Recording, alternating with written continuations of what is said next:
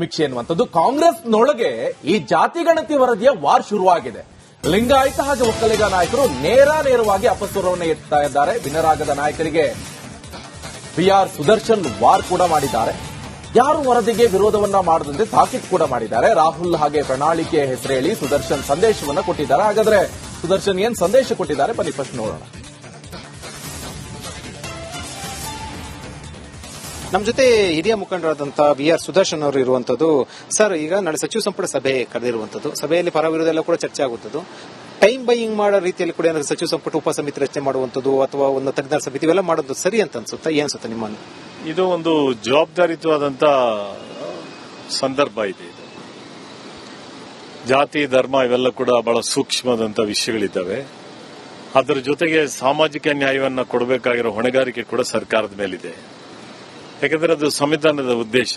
ಸಮಾಜದಲ್ಲಿರುವಂತಹ ಏರುಪೇರುಗಳು, ಅಸಮಾನತೆಗಳನ್ನು ಸರಿ ಮಾಡಬೇಕಾಗಿರೋ ಜವಾಬ್ದಾರಿ ಸರ್ಕಾರದ ಮೇಲಿದ್ದೇವೆ. ಆ ಹಿನ್ನೆಲೆಯಲ್ಲೇ ಕರ್ನಾಟಕದಲ್ಲಿ ಒಂದು ಪ್ರಗತಿಪರವಾದಂತಹ ರಾಜ್ಯ ಇದು. 1918ರಿಂದಾನೇ ಒಂದು ಸಾಮಾಜಿಕ ನ್ಯಾಯಕ್ಕೆ ಕೃಷ್ಣರಾಜ ಒಡೆಯರ್ ಅವರು ಅದಕ್ಕೆ ಒಂದು ದೊಡ್ಡ ಭದ್ರವಾದಂತಹ ಬುನಾದಿಯನ್ನು ಹಾಕಿಕೊಟ್ಟಿದ್ದಾರೆ.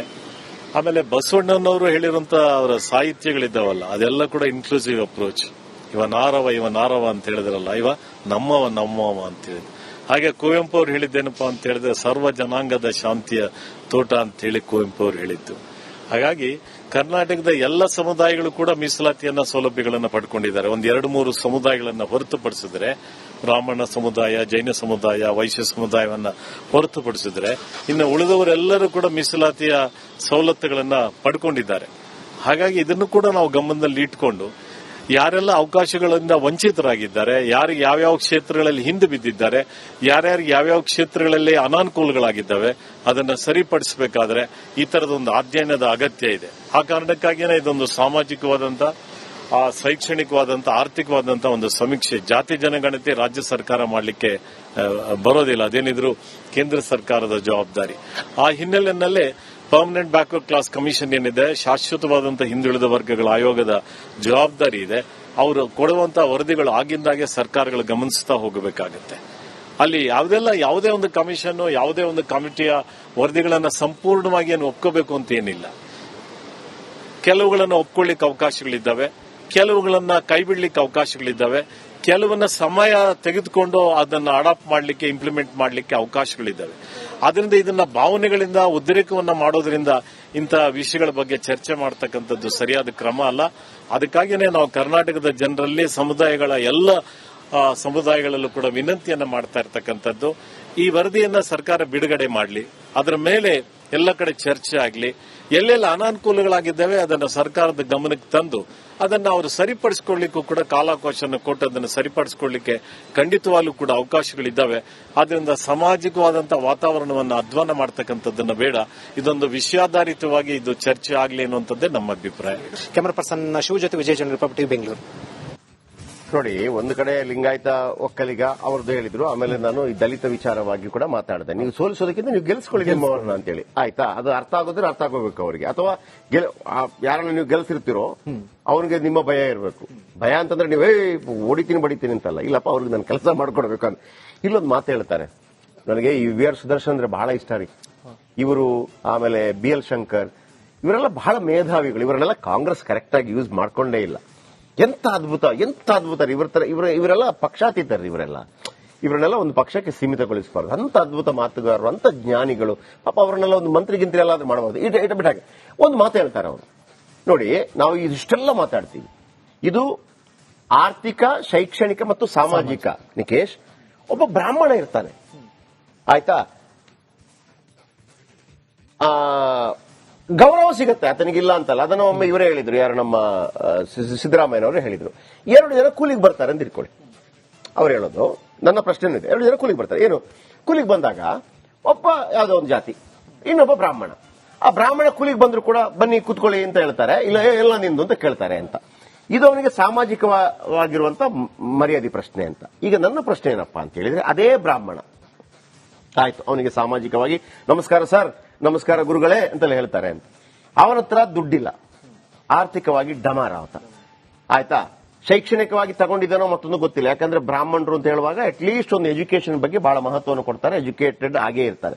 ಆದ್ರೆ ತುಂಬಾ ಫ್ಯಾಮಿಲಿಗಳು ಬಡ ಬ್ರಾಹ್ಮಣರು ಅನ್ನೋಂಥದ್ದೇ ಬರೋದು, ಆರ್ಥಿಕವಾಗಿ ತುಂಬಾ ಹದಗೆಟ್ಟಿರ್ತಾರೆ. ಅವನು ಬ್ರಾಹ್ಮಣ ಆಗಿ ಹುಟ್ಟಿದ ಅನ್ನೋ ಕಾರಣಕ್ಕಾಗಿ ಅವನ ಈಗಿನ ಪರಿಸ್ಥಿತಿ ಅದನ್ನು ಕೂಡ ಗಮನ ಹರಿಸಬೇಕಲ್ವ. ಅದಕ್ಕೆ ಆರ್ಥಿಕ, ಸಾಮಾಜಿಕ ಮತ್ತು ಶೈಕ್ಷಣಿಕವಾಗಿ ಚೆನ್ನಾಗಿ ಅವರು 2-3 ಜಾತಿಗಳನ್ನು ಹೇಳಿದ್ರು, ಜೈನರು ಅಂತ ಹೇಳಿದ್ರು. ಈಗಲೂ ಜೈನ್ಸ್ ಅವರಿಗೆ ಯಾವುದೇ ರಿಸರ್ವೇಶನ್ ಇಲ್ಲ ನಿಕೇಶ್, ಆದ್ರೆ ದೇ ಆರ್ ನಂಬರ್ 1. ಅವರ ಅಭಿವೃದ್ಧಿ ಪಥದಲ್ಲಿ ನಂಬರ್ 1 ಯಾರ ಇದರಿಂದ ಮಾಡ್ತಾ ಇರುವಂತದ್ದು. ವೈಶ್ಯಾಸ್ಗಳ ಬಗ್ಗೆ ಕೂಡ ಅವರು ಹೇಳಿದ್ರು, ಮೋಸ್ಟ್ಲಿ ಇರುವಂತದ್ದು. ಅಲ್ಲಿ ಅಸಮತೋಲನ ಆಗಿರುತ್ತಲ್ಲ, ಓಕೆ, ಜಾತಿ ಕಾರಣಕ್ಕಾಗಿ ಮರ್ಯಾದೆ ಇದೆ, ಊಟ ಮಾಡ್ಲಿಕ್ಕೆ ದುಡ್ಡಿಲ್ಲ, ಅವನೇನ್ ಮಾಡಬೇಕು? ಆ ಬ್ರಾಹ್ಮಣ ಏನ್ ಮಾಡಬೇಕು? ಅವನನ್ನು ನೋಡ್ಬೇಕಲ್ಲ. ಆ ಕಾಲಘಟ್ಟದಲ್ಲಿ ನಾವು ಹೋಗೋ ಫೋರ್ಸ್ ಹೆಂಗಿರುತ್ತೆ ಅಂತಂದ್ರೆ, ಅವತ್ತಿನ ಕಾಲದಲ್ಲಿ ನೀವು ಮಾಡಿದ್ದೀರಿ, ಇವತ್ತು ಹೊಡಿತಾ ಹೋಗ್ತೀವಿ ಅಂತಂದ್ರೆ, ಆಯ್ತಪ್ಪ 75 ವರ್ಷ ಆಯ್ತು, ಸಮಾನಾಂತರ ಬರ್ತಾ ಇದೆ. ಅಲ್ಲೂ ಕೂಡ ತುಂಬಾ ಚಟ್ನಿ ಆದವರಿದ್ದಾರೆ, ಅವರನ್ನು ಹೇಳ್ಕೋಬೇಕು. ಫೈನಲ್ ಏನು? ಮುಖ್ಯವಾಹಿನಿಗೆ ಎಲ್ಲರನ್ನು ತರಬೇಕು. ಫೈನಲ್ ಏನು? ಸಮಾಜ ಸುಧಾರಣೆ ಆಗಬೇಕು. ಫೈನಲ್ ಏನು? ಸಮಬಾಳು ಸಮಪಾಲ ಆಗಬೇಕು.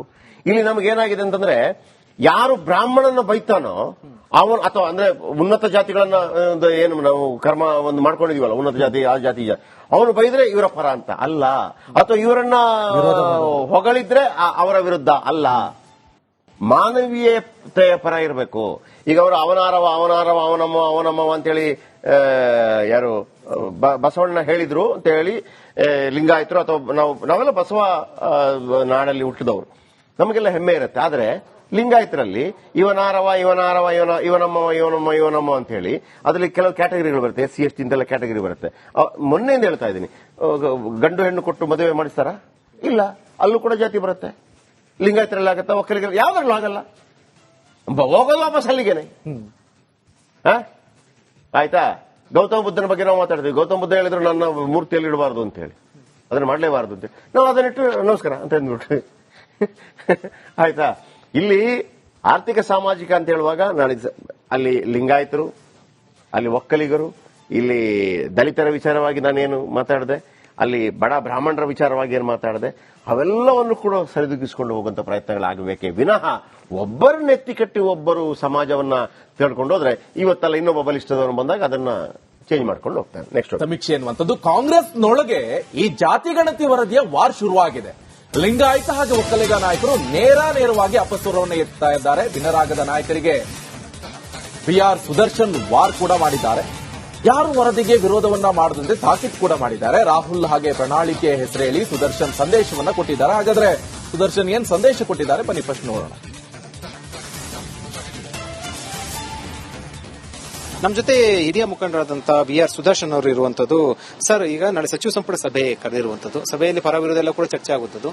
ಟೈಮ್ ಬೈಯಿಂಗ್ ಮಾಡೋ ರೀತಿಯಲ್ಲಿ ಕೂಡ ಏನಾದ್ರು ಸಚಿವ ಸಂಪುಟ ಉಪಸಮಿತಿ ರಚನೆ ಮಾಡುವಂತದ್ದು ಅಥವಾ ಒಂದು ತಜ್ಞರ ಸಮಿತಿ ಇವೆಲ್ಲ ಮಾಡೋದು ಸರಿ ಅಂತ ಅನ್ಸುತ್ತಾ? ಏನ್ ಅನ್ಸುತ್ತೆ ನಿಮ್ಮ? ಇದು ಒಂದು ಜವಾಬ್ದಾರಿಯುತವಾದಂತ ಸಂದರ್ಭ ಇದೆ. ಇದು ಜಾತಿ ಧರ್ಮ ಇವೆಲ್ಲ ಕೂಡ ಬಹಳ ಸೂಕ್ಷ್ಮವಾದಂತ ವಿಷಯಗಳಿದ್ದಾವೆ. ಅದರ ಜೊತೆಗೆ ಸಾಮಾಜಿಕ ನ್ಯಾಯವನ್ನ ಕೊಡಬೇಕಾಗಿರೋ ಹೊಣೆಗಾರಿಕೆ ಕೂಡ ಸರ್ಕಾರದ ಮೇಲಿದೆ. ಯಾಕಂದ್ರೆ ಅದು ಸಂವಿಧಾನದ ಉದ್ದೇಶ. ಸಮಾಜದಲ್ಲಿರುವಂತಹ ಏರುಪೇರುಗಳು, ಅಸಮಾನತೆಗಳನ್ನ ಸರಿ ಮಾಡಬೇಕಾಗಿರೋ ಜವಾಬ್ದಾರಿ ಸರ್ಕಾರದ ಮೇಲಿದ್ದೇವೆ. ಆ ಹಿನ್ನೆಲೆಯಲ್ಲೇ ಕರ್ನಾಟಕದಲ್ಲಿ ಒಂದು ಪ್ರಗತಿಪರವಾದಂತಹ ರಾಜ್ಯ ಇದು. 1918ರಿಂದಾನೇ ಒಂದು ಸಾಮಾಜಿಕ ನ್ಯಾಯಕ್ಕೆ ಕೃಷ್ಣರಾಜ ಒಡೆಯರ್ ಅವರು ಅದಕ್ಕೆ ಒಂದು ದೊಡ್ಡ ಭದ್ರವಾದಂತ ಬುನಾದಿಯನ್ನು ಹಾಕಿಕೊಟ್ಟಿದ್ದಾರೆ. ಆಮೇಲೆ ಬಸವಣ್ಣನವರು ಹೇಳಿರುವಂತಹ ಅವರ ಸಾಹಿತ್ಯಗಳಿದ್ದಾವಲ್ಲ, ಅದೆಲ್ಲ ಕೂಡ ಇನ್ಕ್ಲೂಸಿವ್ ಅಪ್ರೋಚ್. ಇವನಾರವ ಅಂತ ಹೇಳಿದ್ರಲ್ಲ, ಇವ ನಮ್ಮವ